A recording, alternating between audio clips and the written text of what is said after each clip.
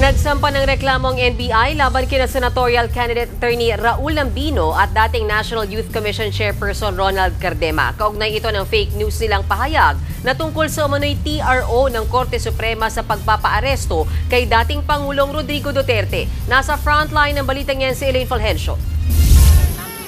March 11, 2025, araw na inaresto si dating Pangulong Rodrigo Duterte at inilipad patungong the Netherlands para humarap sa International Criminal Court. Sa gitna ng matinding tensyon, sinabi noon ng abogadong si Attorney Raul Lambino na may inilabas daw ang Korte Suprema na temporary restraining order kaugnay ng pag-aresto kay Digong.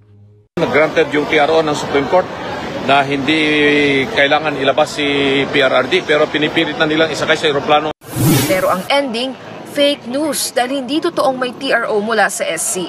Kaya ngayong araw, inireklamo siya ng NBI sa Department of Justice. Naharap si Lambino sa reklamong unlawful means of publication and unlawful utterances in relation to Cybercrime Prevention Act.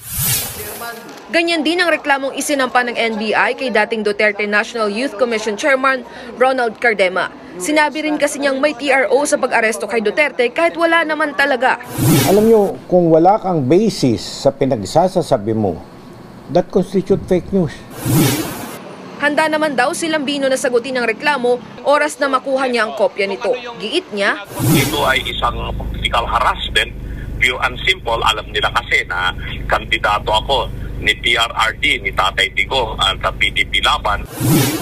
Sagot naman ng NBI, Huwag nila sabihin na politika, wala sa aking nagdidikta.